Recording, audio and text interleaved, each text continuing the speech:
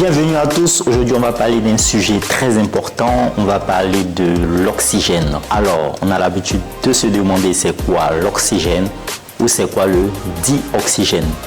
Le dioxygène, c'est la molécule qui est formée par deux atomes d'oxygène.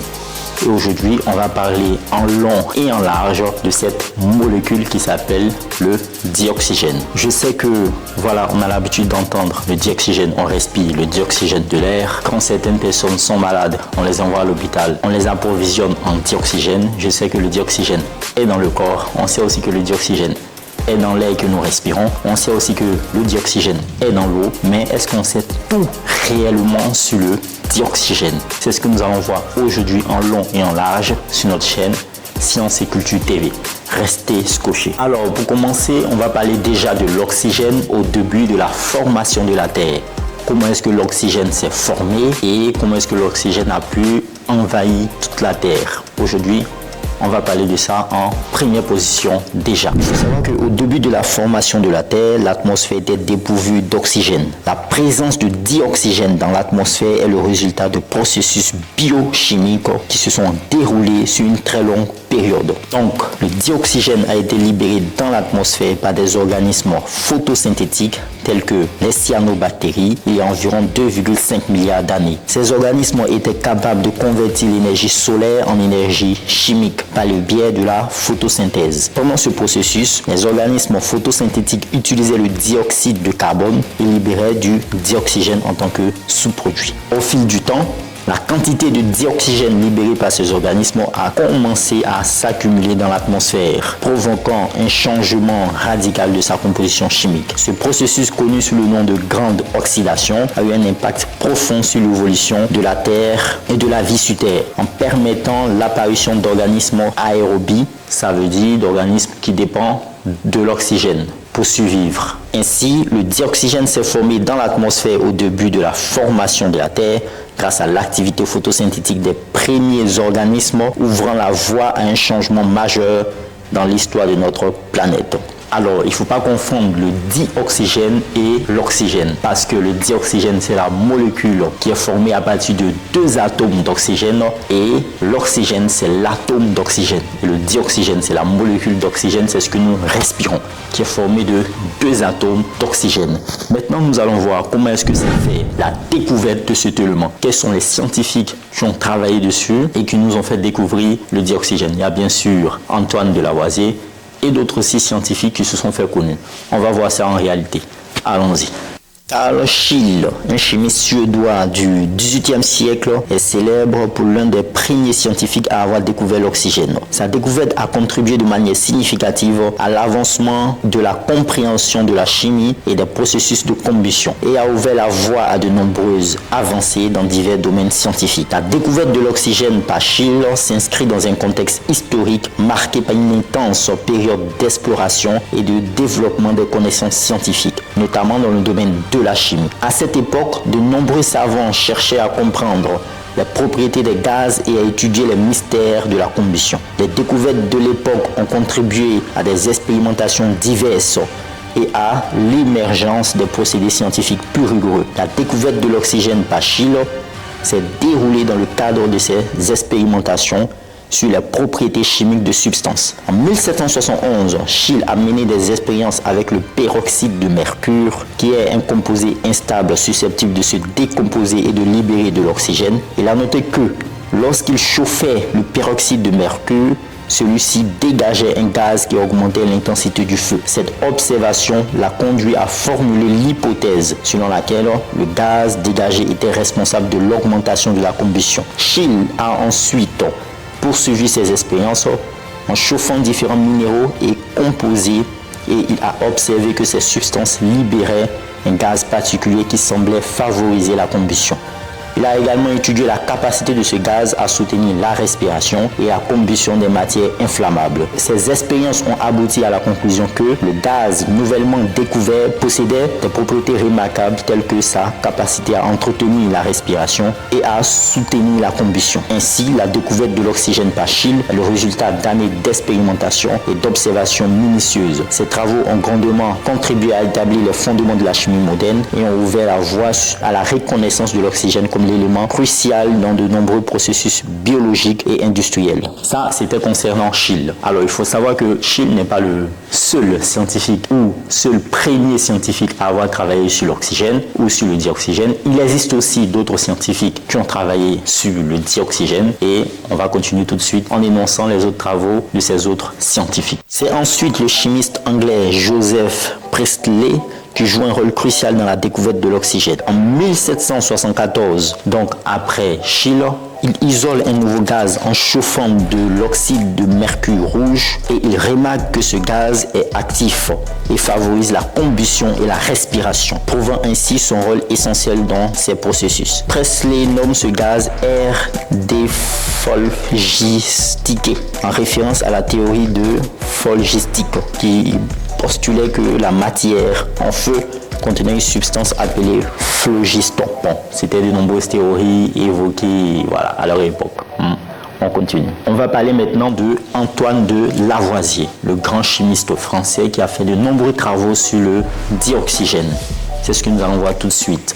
Allez, on y va. La découverte de l'oxygène par Antoine Lavoisier est une avancée majeure dans le domaine de la chimie et de la biologie. Cette découverte a eu un impact significatif sur notre compréhension de la composition de l'air et sur la compréhension des réactions chimiques fondamentales qui se produisent dans la vie quotidienne. Pour bien comprendre le contexte historique de cette découverte, il est important de replacer cette avancée dans le cadre de connaissances scientifiques de l'époque. Alors, il faut savoir qu'au XVIIIe siècle, l'air était considéré comme un élément fondamental et indivisible. Les idées de phlogistique dominaient alors la pensée scientifique et la compréhension de la combustion. Selon la théorie phlogistique, la matière combustible contenait une substance appelée phlogiston, qui était libérée lors de la combustion.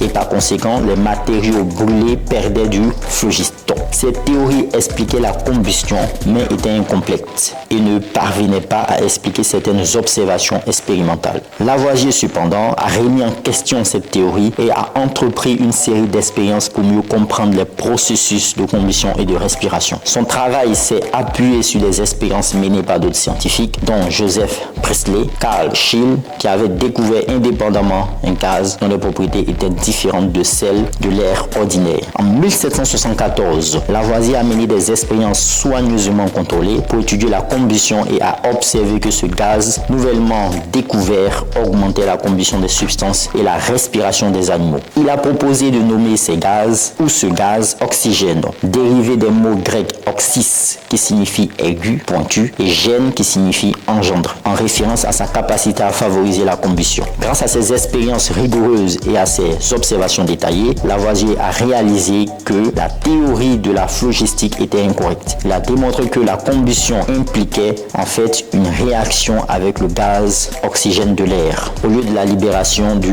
phlogiston. Cette découverte a révolutionné la compréhension des réactions chimiques et a posé les bases de la chimie moderne.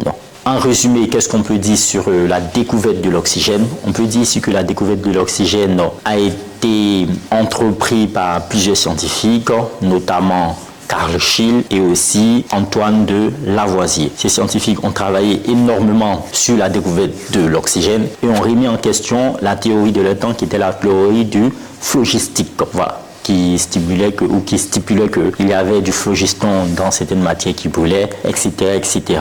Alors, Antoine de Lavoisier a montré que cette théorie était incomplète et était incorrecte aussi et a mis en exergue que les matières brûlent dans le dioxygène. Alors, on va passer maintenant à un point très important, c'est le point 3 maintenant. On va parler maintenant de l'oxygène dans la nature en général. Quel est le rôle de l'oxygène dans la nature? Qu'est-ce que l'oxygène fait? Quelles sont les capacités de l'oxygène dans la nature? Et allons-y. Alors, on va commencer déjà par 1. Qui est la respiration. Il faut savoir que l'oxygène est très important pour vous et pour moi, pour vous qui nous regardez et pour moi aussi qui fait cette vidéo. Grâce à l'oxygène, on réussit à respirer. Grâce à l'oxygène, on réussit à avoir de l'air, à ce que notre organisme puisse bien fonctionner. L'oxygène est aussi important pour les animaux parce que les animaux aussi respirent de l'air, ce qui est important pour le métabolisme et aussi pour certaines formes microbiologiques, comme pour des microbes aérobiques qui ont besoin d'oxygène pour bien fonctionner. On va citer maintenant le deuxième rôle de l'oxygène. On va parler ici de la combustion. Oui, l'oxygène est très important pour la combustion. Rappelons-nous, pour faire du feu, on a besoin d'un combustible, d'un comburant et de l'énergie d'activation. Et ici, le dioxygène joue un rôle très important dans le feu. S'il n'y a pas de dioxygène, il n'y a pas de feu. Et pourquoi est-ce que le feu est important? Le feu est important parce qu'il nous permet de nous réchauffer. On sait qu'ici, en hiver, on a la possibilité de brûler, par exemple, certaines matières pour produire de la chaleur, du bois, par exemple. Et aussi, pour faire l'incinération des déchets, on a besoin aussi du dioxygène. Et aussi, pour produire, par exemple, de l'énergie aussi, dans des systèmes de combustion de biomasse, on a besoin aussi de l'oxygène pour produire, par exemple, de l'énergie à partir de l'énergie fossile, pour produire de l'énergie électrique. Le dioxygène ici est très important dans ce cadre-là. Le quatrième point ici, c'est le cycle de l'eau. Oui, l'oxygène est très important dans l'eau parce que dans l'eau, il y a des organismes. Dans l'eau, il y a des poissons, il y a des crabes, il y a même des mammifères, etc. Alors, dans l'eau, l'oxygène va approvisionner les organismes vivants qui sont dans l'eau et va permettre ainsi qu'ils puissent vivre. Donc, l'oxygène aussi joue un rôle très important dans l'eau. Il permet aux organismes qui sont dans l'eau de bénéficier du dioxygène pour que le métabolisme puisse bien fonctionner. 5. On va citer ici la formation de l'ozone parce que oui, l'oxygène joue un rôle très important dans la formation de l'ozone. On sait que pour la formation de l'ozone, ce sont les rayons UV qui vont briser les molécules de dioxygène en deux. Ensuite, on aura un atome d'oxygène qui va se recombiner avec une molécule de dioxygène pour former de l'ozone qui est O3. L'ozone, c'est ce qui nous protège contre les rayons UV du soleil qui se trouvent dans la stratosphère, une couche de l'atmosphère qui se retrouve entre 10 km d'altitude et 50 km d'altitude. Donc ici, le dioxygène est très important parce qu'il joue un rôle très important dans la formation de l'ozone. L'ozone qui à son tour, qui nous protège contre les rayons UV du soleil. 6. C'est la détoxification. Qu'est-ce que ça veut dire? Il faut savoir que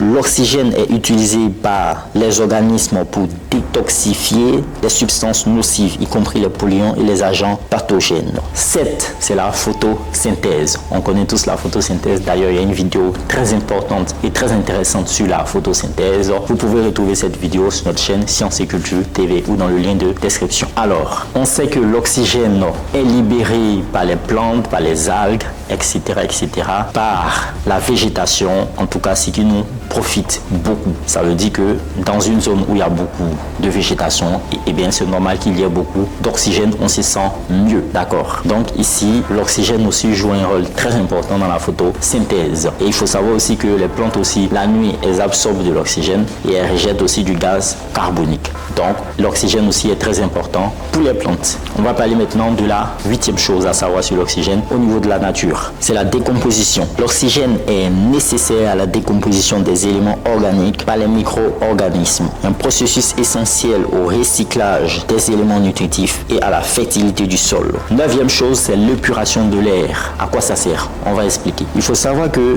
l'oxygène contribue à la purification de l'air en réagissant avec certains polluants atmosphériques. 10. L'oxygène aussi est un réservoir des bioéléments. Qu'est-ce que ça veut dire? On va expliquer. L'oxygène est un élément clé des bioéléments tels que l'eau et de nombreuses molécules organiques qui sont essentielles à la vie sur Terre. On va parler maintenant de l'utilisation de l'oxygène en industrie. Comment est-ce que l'oxygène est utilisé en industrie et comment est-ce que ça nous profite au niveau industriel? D'accord? Ça, c'est le 4e point. On a 1. L'oxydation. L'oxygène est utilisé dans de nombreuses réactions chimiques pour oxyder les matières premières et produire des composés oxygénés tels que l'oxyde de fer, les oxydes métalliques et l'eau oxygénée. 2.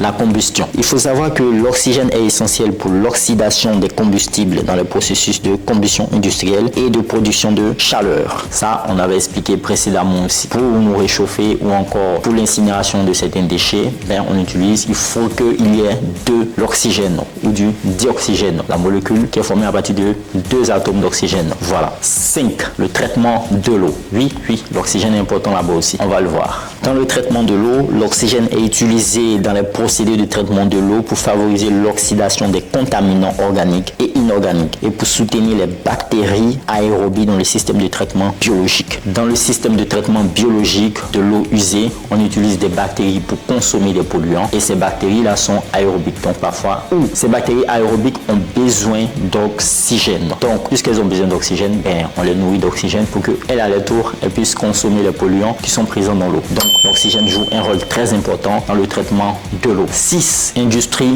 métallurgique. L'oxygène est utilisé dans les hauts fourneaux pour oxyder les impuretés et accélérer les réactions de fusion des métaux. 7. Production d'acier. L'oxygène est utilisé dans les convertisseurs d'acier pour augmenter la température de fusion et accélérer l'oxydation du carbone et d'autres impuretés. 8. Le rôle de l'oxygène dans l'activité minière. L'oxygène est employé dans la lixiviation en tas pour accélérer l'extraction des métaux précieux tels que l'or et l'argent. 9.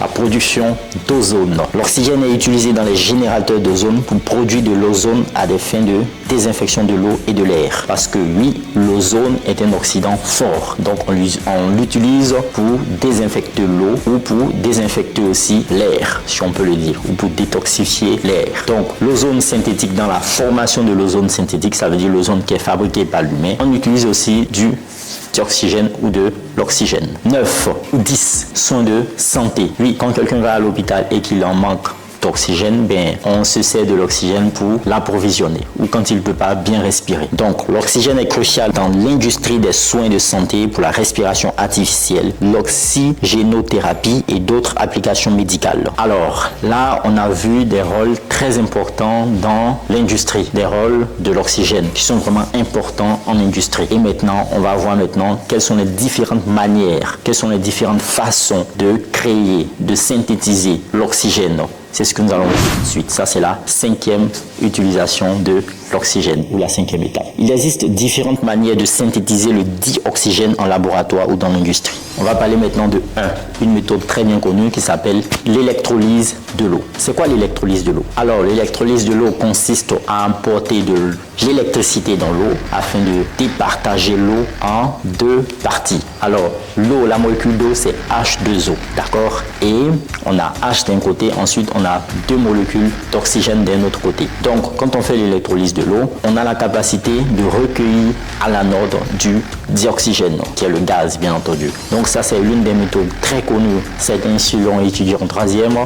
Ça s'appelle l'électrolyse de l'eau et ça nous permet de produire, de synthétiser de manière artificielle le dioxygène. 2. On va parler maintenant de la décomposition thermique. Il faut savoir que certains oxydes métalliques tels que le dioxyde de manganèse, le MnO2, peuvent être chauffés pour décomposer et libérer du dioxygène. Par exemple, la réaction 2KMnO4 solide va donner par exemple K2MnO4 solide plus 2 oxygènes sous forme gazeuse. Cette réaction se produit avec le permanganate de potassium solide qui est le KMnO4 solide. Un composé d'ailleurs qui est beaucoup connu, surtout pour ceux qui utilisent ou qui étudient la science ou la chimie. 3e manière de synthétiser le dioxygène, c'est par la décomposition du peroxyde d'hydrogène. On va expliquer. Le peroxyde d'hydrogène, le H2O2, se décompose spontanément en eau et en dioxygène avec l'aide d'un catalyseur. La réaction est la suivante. 2H2O2 liquide va donner 2H2O2 liquide plus O2 sous forme gazeuse. Donc, le dioxygène sous forme gazeuse. On a la possibilité de produire le dioxygène par le peroxyde d'hydrogène. 4. Photodissociation de l'eau. C'est aussi une autre méthode ou une autre technique pour produire du dioxygène de manière synthétique. Sous l'effet de la lumière ultraviolet, l'eau peut être dissociée pour libérer du dioxygène. Ce processus peut être réalisé par un environnement contrôlé et nécessite une source d'ultraviolet appropriée. 5e manière, c'est la réaction de décomposition catalytique du peroxyde. Le peroxyde d'hydrogène peut être décomposé en utilisant un catalyseur comme le dioxyde de manganèse, le MnO2 ou le sulfate de fer 2, le FeSO4 pour libérer du dioxygène. Donc la réaction est la suivante. 2H2O2 liquide va donner 2H2O liquide plus O2 sous forme gazeuse. Il y a aussi la réaction de décomposition de l'ozone. Ça, c'est la 6e manière de faire de l'oxygène. Donc on peut prendre l'ozone pour produire du dioxygène parce que dans l'ozone, il y a du dioxygène. L'ozone est constitué de 3 atomes d'oxygène, donc on a la capacité de diviser l'ozone pour avoir 2 atomes ici et un autre atome là. L'ozone peut être décomposé sous forme de chaleur pour former du dioxygène. Par exemple, 2O3 gazeux va donner 3O2 gazeux. 7e manière de fabriquer du dioxygène, c'est par la réaction de décomposition de l'oxyde de barium. L'oxyde de barium BaO2 peut être chauffé pour produire du dioxygène selon la réaction. 2 BaO2 solide vont donner 2 BaO solide plus du dioxygène gazeux. La 8e manière de produire de l'oxygène, c'est par la boîte à oxygène. Qu'est-ce que c'est? On explique aussi. Dans une usine où l'oxygène pur est nécessaire, on peut obtenir du dioxygène par retrait de l'azote et d'autres composés de l'air en utilisant des procédés de séparation telles que la distillation cryogénique ou l'absorption par tamis moléculaire. Donc ici ce sont des différentes techniques. Alors on sait que le dioxygène est dans l'air et aussi on sait que l'azote aussi est dans l'air et il y a plusieurs composants qui sont dans l'air. Donc qu'est-ce qu'on va faire? On peut utiliser une technique comme la distillation cryogénique, ça veut dire on va refroidir l'air à une certaine température pour obtenir de l'air liquide. Alors oui, on peut obtenir de l'air liquide. Alors l'air liquide, qu'est-ce que c'est? Bien, à une certaine température. Donc pratiquement l'air est dépoussiéré, débarrassé de son gaz carbonique et de son humidité, comprimé vers 200 atmosphères. Donc on rappelle que l'atmosphère c'est une unité de la pression, d'accord, tout comme le pascal et le bar. Donc ensuite, lorsque l'air est comprimé vers 200 atmosphères, l'air est refroidi dans un échangeur, puis est détendu jusqu'à 25 atmosphères. Une série de compressions et de détente aboutit à la liquéfaction de l'air. Et lorsque on a la liquéfaction de l'air, on sait que l'air, on aura l'air presque pur. Ça veut dire constitué de N2 et de O2, de diazote N2 et de dioxygène O2. On va utiliser maintenant la distillation cryogénique afin maintenant de séparer le dioxygène et le diazote. Donc ça, c'est une manière d'obtenir aussi du dioxygène à partir de l'air. On continue. En 9e manière de produire du dioxygène, c'est la réaction chimique avec les peroxydes. Certains peroxydes comme le peroxyde de sodium, le Na2O2, peuvent réagir de manière exothermique, ça veut dire en présence de chaleur, ou ça veut dire en dégageant de la chaleur. Une réaction exothermique est une réaction qui dégage de la chaleur, de l'énergie thermique, pour produire du dioxygène. Donc la réaction est la suivante: 2Na2O2 sous forme solide va donner 2Na2OS plus O2 sous forme gazeuse. La 10e manière de produire du dioxygène, c'est par la décomposition par catalyse. Qu'est-ce que c'est? On va expliquer. Une variété de catalyseurs peuvent être utilisés pour permettre la décomposition du dioxygène de chlore, c'est le ClO2, afin de former du dioxygène. Donc la réaction est la suivante: 2 ClO2 gazeux vont donner Cl2 gazeux plus 2O2 gazeux. Donc voici les différentes manières de synthétiser du dioxygène. On va voir le rôle de l'oxygène dans notre corps, dans le corps humain. Alors, on y va. Le dioxygène O2 joue un rôle essentiel dans de nombreuses fonctions corporelles. On va en citer aujourd'hui 10. 1. Il y a la respiration cellulaire. Le dioxygène est utilisé dans le processus de respiration cellulaire pour produire de l'énergie sous forme d'adénosine triphosphate, donc ATP, dans les mitochondries des cellules. On rappelle que les mitochondries, ce sont des réserves d'énergie dans notre corps. Donc c'est une étape essentielle pour maintenir la vie et la fonction cellulaire. 2.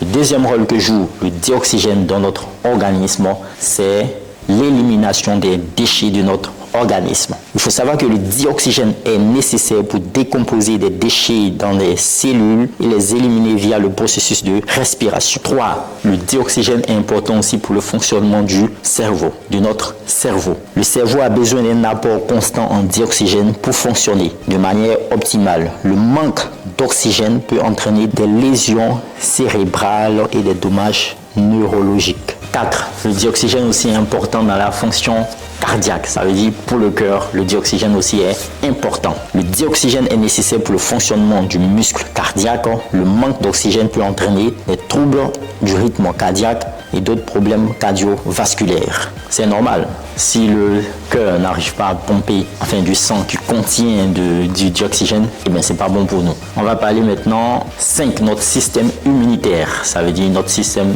de défense. Le dioxygène est impliqué dans la réaction immunitaire du corps contre les agents pathogènes et les cellules anormales, donc contre les microbes ou les cellules qui ne sont pas trop normales. Un apport adéquat en oxygène peut aider à renforcer le système immunitaire. 6. On a la détoxification. Oui, l'oxygène aussi est important à notre corps. Pour la détoxification, qu'est-ce que ça veut dire? le dioxygène est utilisé dans le processus de détoxification des substances nocives dans le foie, aidant ainsi à protéger l'organisme des toxines. 7. L'oxygène aussi est important, ou le dioxygène est important dans le métabolisme des graisses. Le dioxygène est nécessaire pour métaboliser les graisses dans le corps, en particulier pendant l'exercice physique et l'activité musculaire. 8. Le dioxygène est très important pour la synthèse de l'ATP dans notre corps. Il faut savoir que le dioxygène est utilisé dans la synthèse de l'ATP, adénosine triphosphate, la principale source d'énergie pour les cellules, ce qui est crucial pour toutes les fonctions biologiques. 9. L'oxygène aussi est important pour la régulation du pH à l'intérieur de notre corps. Le dioxygène participe à la régulation du pH du sang et des tissus corporels en maintenant l'équilibre acido-basique nécessaire au bon fonctionnement des cellules et des organes. 10. On a la combustion des nutriments. Le dioxygène est nécessaire pour la combustion des nutriments tels que le glucide, les lipides et les protéines pour fournir de l'énergie aux cellules et aux tissus. En résumé, qu'est-ce qu'on peut retenir de tout ça? Le dioxygène joue un rôle crucial dans la respiration cellulaire, la production d'énergie, la détoxification, la régulation physiologique, le fonctionnement du cerveau, la fonction cardiaque, le métabolisme des graisses, l'immunité, la décomposition des déchets et bien d'autres fonctions vitales pour le corps humain. Son rôle est important pour notre santé et pour notre vie. On va passer maintenant à une autre étape. On vous l'avait dit, aujourd'hui c'est une série très importante sur le dioxygène. Restez scotchés, restez scotchés, restez scotchés. La 8e chose qu'on peut dire sur le dioxygène, c'est le rôle de l'oxygène dans l'eau. Quel est le rôle du dioxygène dans l'eau? On avait tout à l'heure donné des exemples ou brossé un peu le sujet. Maintenant, on va parler en long et en large du rôle du dioxygène dans l'eau. Il faut savoir que le dioxygène joue un rôle crucial dans l'eau. On peut citer déjà la respiration des organismes aquatiques. Parce que oui, ces organismes qui vivent dans l'eau, qu'on appelle organismes aquatiques, vivent dans l'eau. Elles vivent dans l'eau, mais elles ont besoin du dioxygène. Alors, il faut savoir que le dioxygène dissous dans l'eau est essentiel à la respiration des poissons, des invertébrés et d'autres organismes aquatiques. 2. On va parler maintenant de la décomposition de la matière organique dans l'eau. L'oxygène joue aussi un rôle crucial dans la décomposition des matières organiques dans l'eau. Le dioxygène est nécessaire pour le processus de décomposition des matières organiques dans l'eau en favorisant l'activité des bactéries aérobies. C'est quoi les bactéries aérobies? Ce sont des bactéries qui utilisent le dioxygène pour leur fonctionnement, qui ont besoin de l'oxygène pour vivre. 3. L'oxygénation des biotopes aquatiques.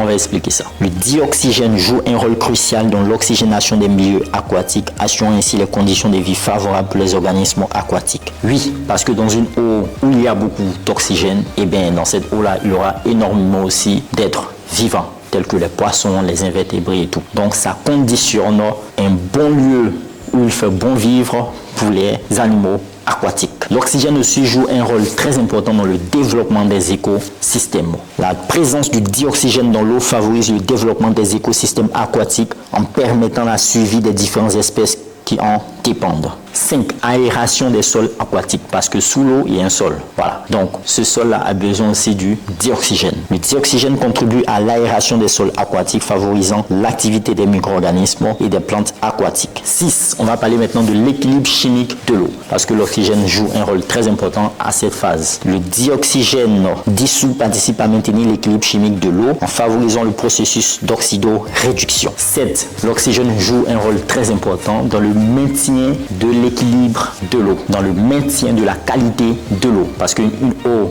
qui est riche en oxygène est une eau de bonne qualité. Le dioxygène est un indicateur important de la qualité de l'eau et sa quantité dissoute peut être utilisée pour évaluer son état écologique. 8. Le dioxygène joue un rôle très important dans le soutien de la chaîne alimentaire. Le dioxygène dissous dans l'eau est nécessaire à la survie des organismes producteurs, donc les algues ou les plantes aquatiques qui servent de base à la chaîne alimentaire aquatique. 9e rôle de l'oxygène dans l'eau, elle sert à la dépollution naturelle de l'eau. Il faut savoir que le dioxygène favorise les processus naturels de dépollution de l'eau en permettant la dégradation des substances nuisibles par des micro-organismes. 10. Le dioxygène joue un rôle très important dans le maintien de l'équilibre thermique dans l'eau. Il faut savoir que le dioxygène dissous dans l'eau contribue à maintenir l'équilibre thermique des milieux aquatiques en favorisant les échanges gazeux avec l'atmosphère.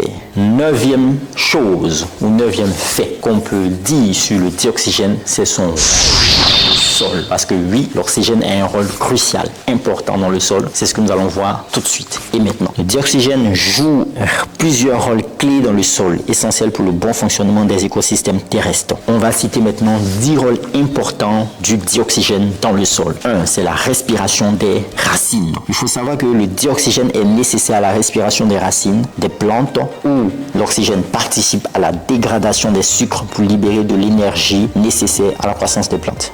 2. L'oxygène aussi joue un rôle très important dans la décomposition des matières organiques dans le sol. Donc, le dioxygène favorise la décomposition des matières organiques par les bactéries et autres micro-organismes du sol, contribuant ainsi au recyclage des nutriments dans l'écosystème. 3. L'oxydation des métaux. C'est le troisième rôle du dioxygène dans le sol. Le dioxygène favorise l'oxydation des métaux présents dans le sol, ce qui peut influencer la disponibilité des éléments nutritifs pour les plantes. 4. Activation du processus microbiologique dans le sol. Voici le quatrième rôle de l'oxygène dans le sol. Le dioxygène est nécessaire à de nombreux processus biologiques dans le sol, tels que la fixation de l'azote et la dégradation de substances toxiques. Cinquième rôle de l'oxygène dans le sol, c'est le soutien de la faune dans le sol. Il faut savoir que le dioxygène est essentiel à la survie de nombreux organismes du sol, tels que les vers de terre et les petits insectes, en fournissant l'oxygène nécessaire à leur respiration.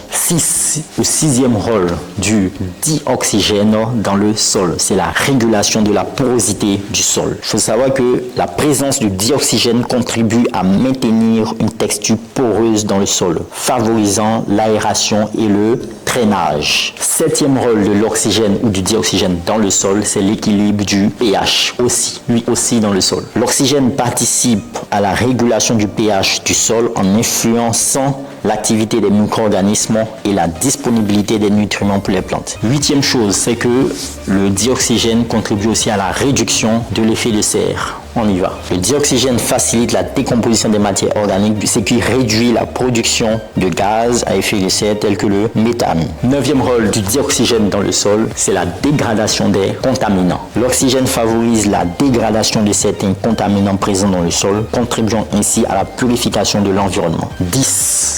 10e rôle du dioxygène dans le sol, c'est la promotion de la croissance des plantes. Finalement, le dioxygène favorise une croissance saine des plantes en favorisant la respiration racinaire et en facilitant l'absorption des nutriments. Tous ces rôles que nous avons cités démontrent l'importance capitale du dioxygène dans l'eau, dans l'air et dans le sol. On va maintenant parler des différents chercheurs, des différents scientifiques qui ont fait des travaux remarquables sur le dioxygène. Et ces différents scientifiques, notamment, on va les chercher dans le 21e siècle, ça veut dire dans le siècle présent. Donc, évidemment, il n'est pas facile de nommer des chercheurs qui ont fait des travaux remarquables dans ce siècle présent, sur le dioxygène. Quand même, on va en citer certains qui se sont démarqués de la masse. D'accord? On y va. Alors, on peut citer ici Suzanne Salomon. C'est une climatologue reconnue pour ses travaux sur l'ozone et le changement climatique. On peut citer Paul Cox. C'est un ethnobotaniste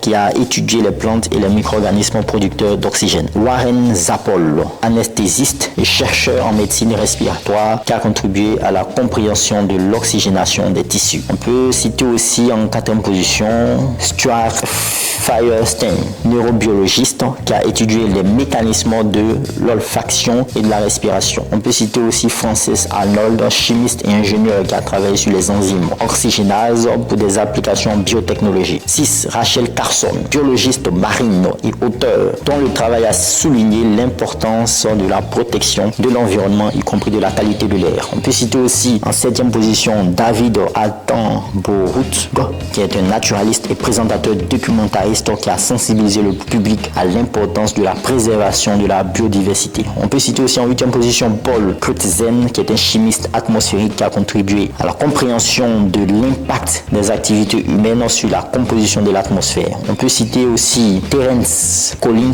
qui est un chimiste vert qui a travaillé sur des systèmes oxydo-réducteurs pour le traitement de l'eau et la contamination. On peut citer Jürgen Milneck, qui est un physicien et président de la Berlin Brandenburg Academy of Science and Humanities, impliqué dans la promotion de la recherche sur les sciences atmosphériques environnementales. Ces scientifiques ont tous contribué à la connaissance et à la compréhension du dioxygène dans divers domaines scientifiques. Voilà, et voici pour ce grand format sur le dioxygène. Bien sûr, on peut dire encore de nombreuses choses sur le dioxygène. Nous avons fait ici une synthèse ici pour vous donner un peu l'idée de ce que le dioxygène peut faire ou de ce qu'on peut faire avec le dioxygène et de comment est-ce qu'on peut synthétiser le dioxygène, quels sont les chercheurs qui ont travaillé sur le dioxygène et comment est-ce que le dioxygène a été aussi formé au début de la formation de la Terre. J'espère que cette vidéo vous a plu. N'oubliez pas, n'hésitez pas de vous abonner à la chaîne Science&Culture TV, de mettre un like, de partager, de share, comme on le dit en anglais, de partager et de vous abonner à la chaîne. Oui, ça c'est déjà dit, donc ouais, c'est déjà dit. Et aussi de faire le plein de savoir.